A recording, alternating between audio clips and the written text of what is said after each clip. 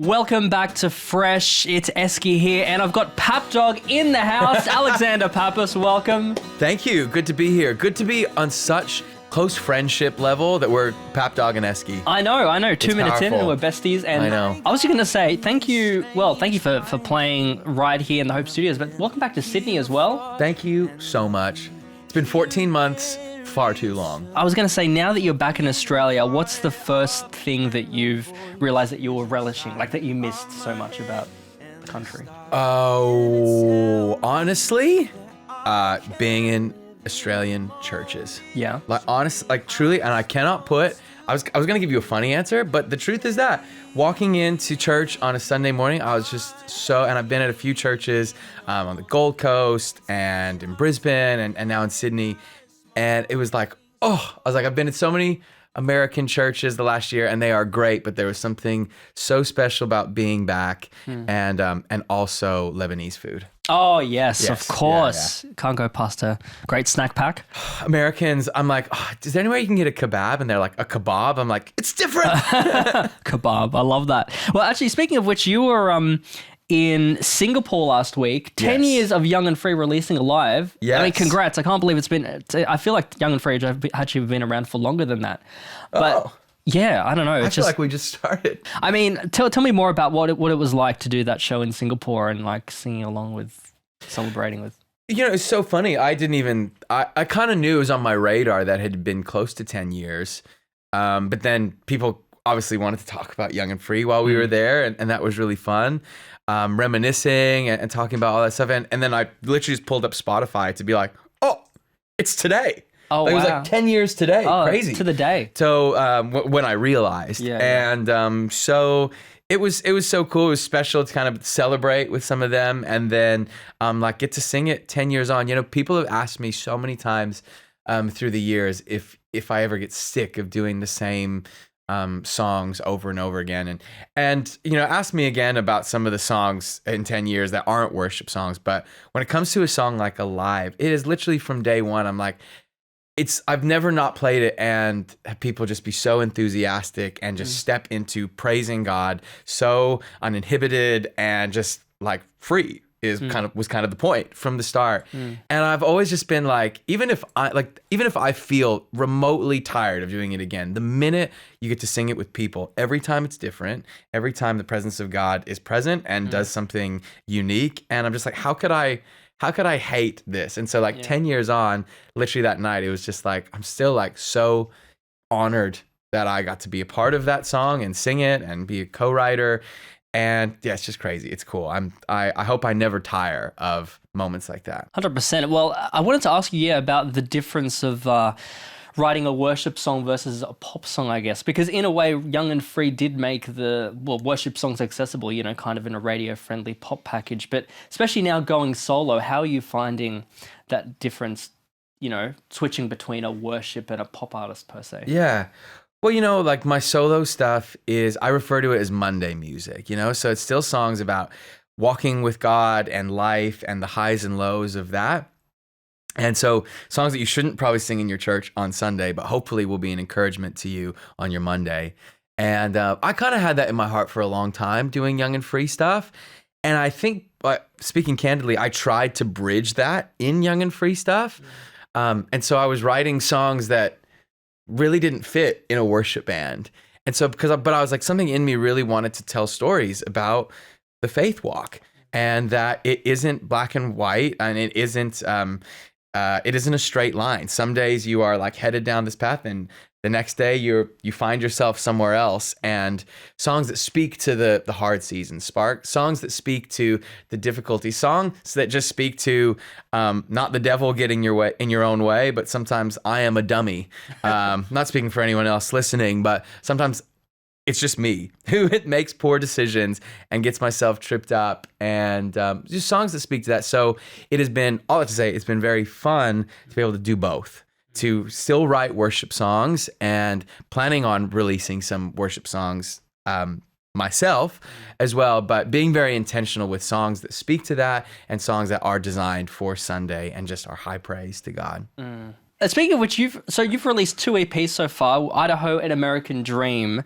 So look, it's fair to say you're just getting started, obviously. But I was gonna say, I'm sure you've already heard some stories coming out from audiences, people you've spoken to about these songs. What's some of the responses you've been getting already? Honestly, one of my favorite things, and probably my favorite song I've ever written, is the song Idaho, which was the title track, obviously, of the first EP. You know, that obviously it's a wildly personal song. It is essentially my salvation story. Speaking of when I was 15 years old, my folks splitting and figuring out what faith was for me. I had a 4-year-old salvation moment, but then, making it real as a more cognitive adult or adolescent. And Jesus really stopped me in my tracks and found me, kind of like Paul on his Damascus Road moment. And writing that, it was kind of quite the cog in this is really why we're doing it, is good art, especially when you're coming outside of just writing an exclusively worship song. Great art, you find a piece of yourself in. It's like you watch Lord of the Rings, and in moments you're like, man, I'm Frodo. I'm the hero, but also a dummy. But you relate. You connect with the characters. You find yourself in good art. You can look at a painting on a wall and it speak to you to an extent that you're like, yeah, I see myself in this image. And so I just hearing stories of people kind of connecting with that in their salvation moment, in brokenness, and all that stuff like that specifically has been really powerful, because I did feel a little stressed about like, will people relate, or will they just be like, cool, man, Idaho, never heard of it.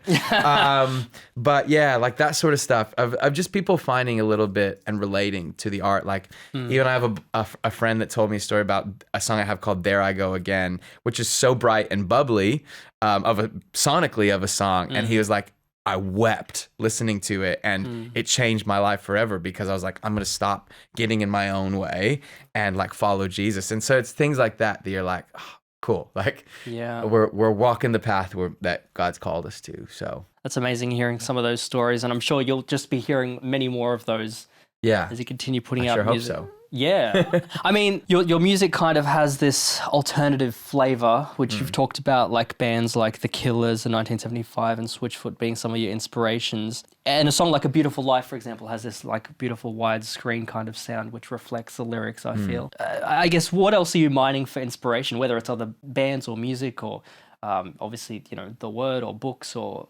Yeah, well, what are some other things maybe that are speaking into your life at the moment, or that you're drawing for inspiration from?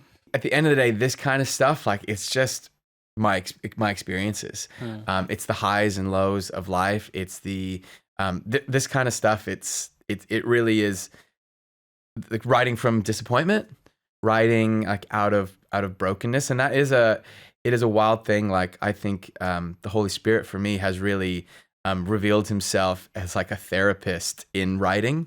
And there's certain songs I've written quite recently as well that I was like, okay, cool. This is a challenging topic for me to address, like of things I've experienced. And I was like, all right, cool, God, I'll bring in this writer to help me finish it, and blah, blah, blah. And there was one specifically that I hope will come out in the near future that I felt the Holy Spirit be like, you have to write it yourself. You don't get to bring anyone else in. And so this weird sense of like, all right, cool. I just spent a night from like 10 p.m. to 3 a.m. because I felt the Holy Spirit be like, now. You need to do it by yourself, and you need to do it now. Oh. And I was like, dang it.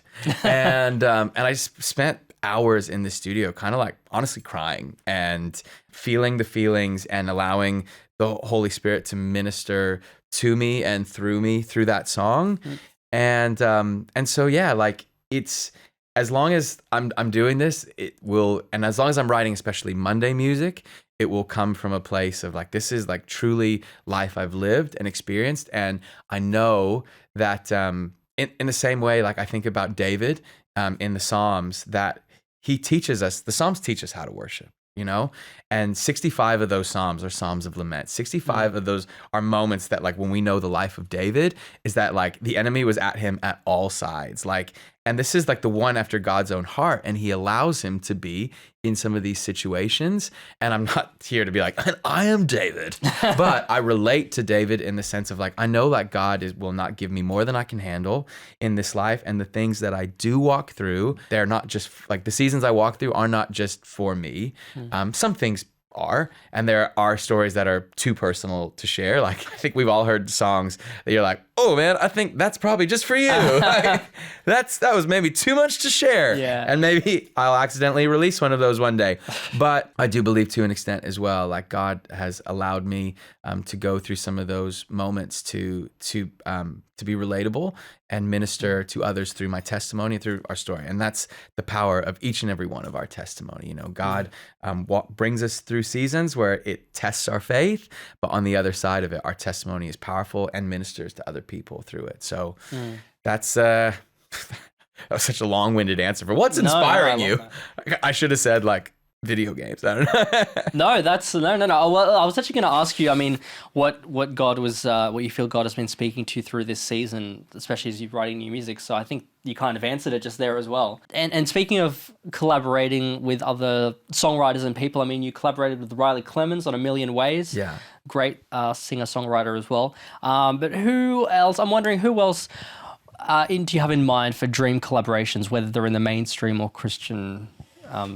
Yes. Space. I am working towards a live worship record in a tent, hopefully a tent crusade, if you will, in a few months. And my dreams, I'm looking at management right now, but my dreams for this record, I have a song that I wrote with Marianne J. George, who's one of the worship leaders in Maverick City. My good bud, Patrick Mayberry, who is an awesome worship writer. Who else are we looking at on this one? I'm forgetting. There's so many friends that we're just hoping will come. David Ryan Cook is a great artist. I'm fingers crossed Pat Barrett will come. It's actually been really special because this is intended to be a worship record. I don't want it to be the Church of Alex. Like, I would love it to feel like the church of worship leaders from around the world. And so I'm calling up Taya, I'm calling up all my buds to be like, anybody who will come, like, we're going to record these songs. And it's just been special. The songs I've written just really so happen to be with like all those folks. And so we'll see. Your guess is as good as mine. September, right? In September, we're hoping to record in Orange County, which is wild. It's actually 50 years, pretty much exactly since the start of the Jesus People movement. Really? That kind of was birthed at Calvary Chapel in Orange County. And so to me, it's no coincidence. And side stories as well as like, actually, I didn't even know this until recently that both my parents separately growing up would drive down to Orange County. They lived in LA, drove down, and my mom was Catholic before and but reignited her faith in those tents, growing up in a Hispanic family. And but yeah, she, both my parents have wild testimonies of that. So a really special thing for me to be able to kind of bring an offering to that that place in this time. Yeah, you've got so many different types of themes going on in your songs and all that. Well, what's some stuff maybe that you want to explore more in the future, whether it's sonically or lyrically? Maybe not necessarily the stuff you're doing now, but I guess what's some stuff that you want to work towards in the future as an artist, maybe in 5 years time per se?